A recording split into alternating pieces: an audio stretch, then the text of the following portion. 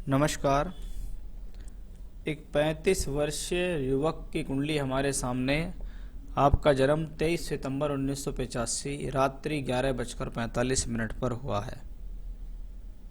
जो भी latitude longitude आपने हमें दिए हैं उसके आधार पर हम इसका प्रेडिक्शन आपको दे रहे हैं।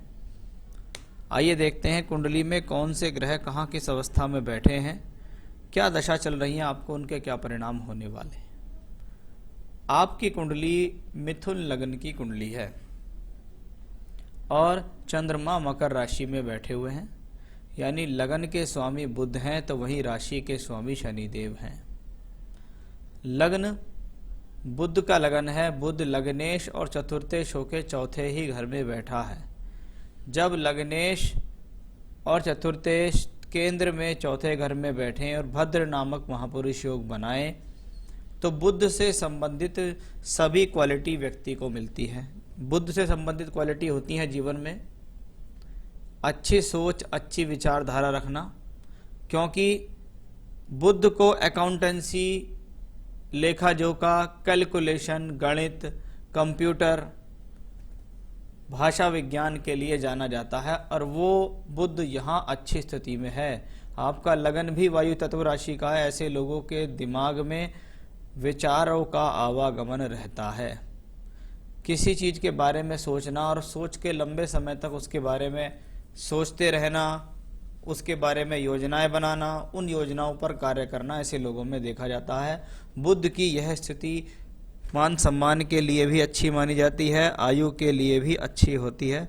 बहुत जल्दी नहीं कि आप किसी भी बीमारी में पड़ सकें, तो ये आपको बीमारी से भी सेव करता है, उस लिहाज से ये अच्छा है। भूमि, जमीन, जायदाद, वाहन सुख मिलेगा। कभी कभी परिवार की तरफ से भी सुख संपदा, रहने के लिए मकान या पैतृक संपत्ति भी प्राप्त इसी योग के कारण होती है।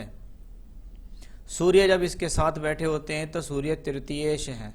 तृतीयेश का लग्नेश के साथ होना व्यक्ति में साहस भरता है, व्यक्ति में साहस में वृद्धि करता है, व्यक्ति हाथों से संबंधित कार्यों में अच्छा हो जाता है। कुंडली में बात करेंगे गुरु चंद्र के योग की। ये कोई गज केसरी योग नहीं है, यह है गुरु चंद्र का योग।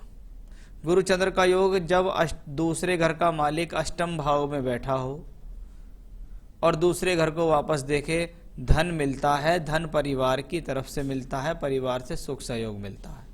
लेकिन जब कुंडली में बृहस्पति दो भावों का मालिक होके अष्टम भाव में बैठे, जैसे बृहस्पति सप्तमेश होके अष्टम में नीच का होके वक्री है, ये कॉम्बिनेशन देरी से विवाह कराने के लिए भी जाना जाता है। साथ ही साथ जब ये ग्रह अष्टम में हो और शनि की दृष्टि भी इसके ऊपर पड़ रही हो तो यह वैवाहिक जीवन में देरी के साथ साथ तनाव भी देता है। दशमेश होके भी ये ग्रह यहाँ है, यानी जीवन में प्रोफेशनली भी अप्स एंड डाउन अवश्य आएंगे। इतना आसान नहीं होगा जीवन में अपने करियर को बेहतर बनाना। अधिकतम तो यही देखा जाता है कि ऐसे लोग जीवन में नौकरी के क्षेत्र में ज़्यादा प्रगति करते हैं, लेकिन कभी कभी पारिवारिक व्यवसाय संभालते हुए भी ऐसे लोगों को देखा जाता है, क्योंकि बृहस्पति और चंद्रमा का योग, अगर परिवार में कोई बिजनेस होता है तो उसे करें, अन्यथा स्वयं अगर कुछ करना चाहते हैं तो अच्छी बात यह है कि नौकरी के क्षेत्र में जितना रहोगे उतना आपके लिए यह फायदेमंद रहेगा। तो बृहस्पति और चंद्रमा की ये युति व्यक्ति को दानी, धार्मिक बनाती है, ईश्वर के प्रति आस्था देती है। बात करते हैं छठे घर में बैठा हुआ शनि, क्योंकि वो भाग्येश भी है। इसका मतलब आप अपने जीवन में अपनी मेहनत के बल पर भाग्य को बनाएंगे। जब छठे घर में शनि हो, छठे घर का मालिक मंगल उसको देख रहा हो, जीवन में किसी भी प्रकार की कोर्ट कचहरी परेशानी हो, व्यक्ति उनमें विजय प्राप्त करता है। व्यक्ति अपनी क्षमताओं से, अपने शारीरिक श्रम से, अपनी हिम्मत, अपने साहस, अपनी योजनाओं के द्वारा जीवन में आगे बढ़ता है और सफलता हासिल कर लेता है। ये कार्य क्षेत्र के लिए अच्छा है, ये हिम्मत को डगमगाने नहीं देता है। जब छठे घर में शनि हो और मंगल से दृष्ट हो तो कभी कभी ऐसे लोग अच्छे स्पोर्ट्स पर्सन भी देखे जाते हैं, क्योंकि शनि भाग्येश होके भी यहाँ बैठा है। कभी टैक्स से संबंधित कार्य है, मेडिकल से संबंधित कार्य है, वकालत से संबंधित कार्य है, मेडिसिन से संबंधित कार्य है, इन सब कार्यों में व्यक्ति को सफलता मिल जाती है। तो शनि तो अपने आप में बेहतर है। जीवन में कभी भी शनि की दशा आएगी तो वो आपके लिए प्रगति कारक होगी। लेकिन इस कुंडली में एक बड़ी समस्या जो वर्तमान में चल रही है उसका थोड़ा सा डिस्कस करना चाहूँगा। वो है शनि की 7.5 का दूसरा चरण। आज के समय में देखें तो शनि भी वक्री है, बृहस्पति भी वक्री है, और बृहस्पति और चंद्रमा अष्टम में बैठे हैं। इसी के ऊपर शनि बृहस्पति का गोचर भी चल रहा है। आपका लगन है मिथुन, आपकी राशि है मकर, इसलिए दिसंबर 2021 तक का समय आपके लिए गोचर वश देखें तो टिपिकल है, क्योंकि उसके बाद शनि और बृहस्पति दोनों वक्रत्व स्थिति से हटके आगे निकल जाएंगे। मैंने अपने एक वीडियो में बताया भी था कि मिथुन राशि मिथुन लगन वालों के लिए अभी नवंबर दिसंबर तक का समय प्रोफेशनली और मैरिड लाइफ के तौर पर अच्छा नहीं होगा। वैसा ही गोचर का पीरियड आपको चल भी रहा है। मंगल शुक्र की युति बनी तीसरे घर में। कौन है मंगल? छठे और एकादश का मालिक होके तीसरे घर में, सब पंचमेश और द्वादशेश के साथ। लव रिलेशन वाइज ये कॉम्बिनेशन अच्छा नहीं कहलाता। लव रिलेशन में प्रॉब्लम देना, जीवन में प्यार ना मिलना, या कह सकते हैं जिस किसी के साथ कभी कोई लव हुआ तो वो लव पूरा नहीं हुआ। हाँ, शिक्षा के लिए अच्छा है, बुद्धि के लिए अच्छा है, आप अपनी शिक्षा के बदौलत कुछ प्राप्त कर सकते हैं, उस लिहाज से अच्छा है। कुंडली में शुक्र आज छठे घर के मालिक मंगल के साथ है और शनि की 10वीं दृष्टि से प्रभावित ही भी है। ये भी एक और कॉम्बिनेशन है मैरिज लाइफ में प्रॉब्लम के साथ साथ डिले मैरिज कराने के लिए। यहाँ राहु और केतु भी शुक्र और मंगल की ही राशि में बैठे हैं, इसलिए इनके फल भी इसी प्रकार होते हैं। अब आपको राहु की महादशा चल रही है। आपने कहा मई 21 में शादी हुई, राहु मंगल में शादी हुई है। राहु मंगल दोनों नवांश में अष्टम भाव में बैठे, आपके साथ गलत काम हुआ, आपके साथ गलत जानकारी के साथ विवाह हो गया। आपकी पत्नी पहले से ही पीड़ित थी, आपको बताया नहीं गया। अधिकतर मैं ये कहता हूँ कि जब 6, 8, 12 में बैठे हुए ग्रह चल रहे हों उनकी दशाओं में शादियाँ नहीं करनी चाहिए, खास तौर पे नवांश में। तो राहु में मंगल चल रहा है अगस्त 22 तक आपका निश्चित यहाँ तलाक हो जाना है, इसमें कोई भी संदेह नहीं है। ये एक तलाक का पूरा योग बना हुआ है और ये होके रहेगा। तो मुझे उससे तलाक कब तक मिल जाएगा? भाई साहब अभी थोड़ा सा समय टिपिकल है, अभी कम से कम नवंबर के महीने तक जो भी डिसीजन ले बड़े सोच समझ के लें। कोई भी आक्रोश, कोई भी जल्दबाजी में निर्णय लेना आपके लिए नुकसानदायक हो जाएगा, इसलिए थोड़ा सा संभल कर चलना होगा। अब इन चीज़ों में आपको ये ध्यान रखना है, क्योंकि अगस्त 22 तक की दशा है राहु मंगल, इस बीच में तलाक तो आपका निश्चित हो ही जाएगा। उपाय मैं बता दूंगा, उन्हें करते रहेंगे तो आपको उनसे छुटकारा भी मिलेगा, लेकिन बड़े पेशेंस से, बड़े धैर्य से आपको ये काम चलाना है। तो ये राहु मंगल की दशा आपके लिए मैरिड लाइफ वाइज भी ठीक नहीं और वैसे भी ठीक नहीं। अब अगस्त 22 से बृहस्पति में बृहस्पति की दशा चलेगी।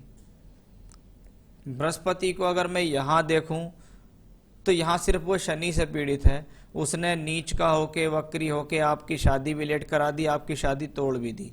लेकिन अगली दशा बृहस्पति की है, वो 5th हाउस में है। इसका मतलब गुरु अगस्त 22 से सितंबर 24 के बीच आपको फिर से शादी से संबंधित योग बनेंगे। वो शादी आपकी ठीक प्रकार चल जाएगी। अगर लड़की की कुंडली हो तो कुंडली मिलान करके शादी कर लेना। मेरे माता पिता का स्वास्थ्य ठीक नहीं है, उनके जीवन को खतरा तो नहीं है। अभी चल रहा है राहु में मंगल। द्वादशांश कुंडली से पेरेंट्स को देखते हैं। यहाँ पे सूर्य पिता का कारक होके दूसरे में है और सूर्य से द्वादश में राहु है, वहीं चंद्रमा से द्वादश में मंगल है।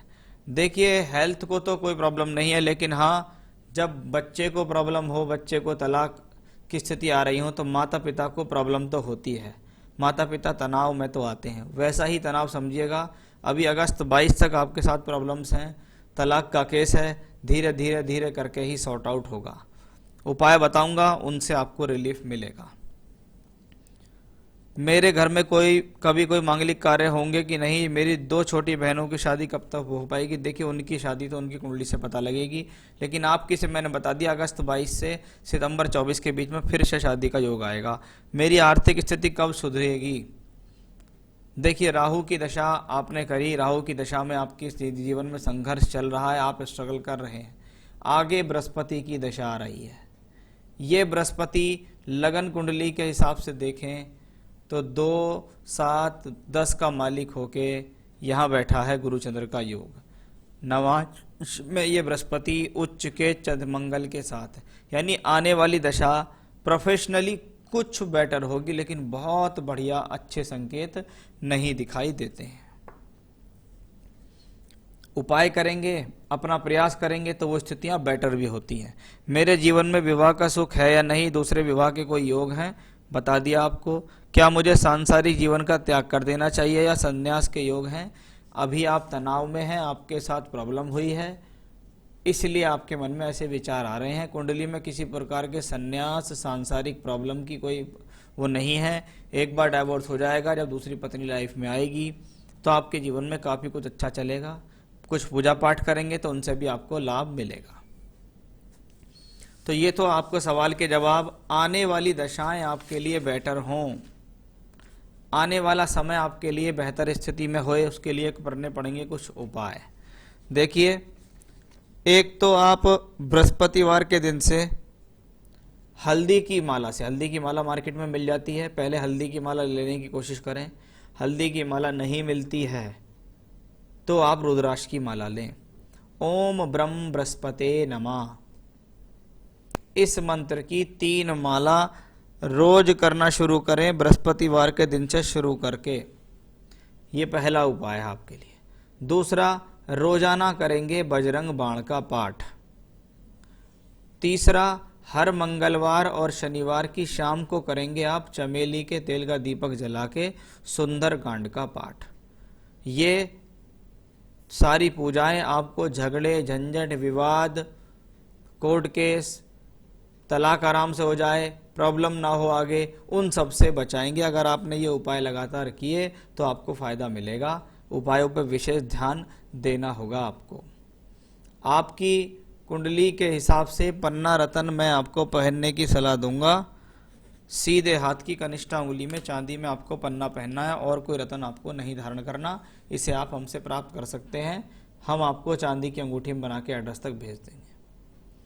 तो ये उपाय आपको यहाँ करने हैं। अगर आपने उपाय किए तो आपको सफलता भी अवश्य मिलेगी, इसमें कोई भी संदेह नहीं है। तो ये था आपकी हॉरोस्कोप का एनालिसिस, सवालों के जवाब और उपाय। अभी आपके जीवन में लगभग साल भर का चैलेंज है, साल भर का कष्ट है, उसे आप अपने कर्मों से, अपनी पूजा पाठ से हल कर सकते हैं। नमस्कार।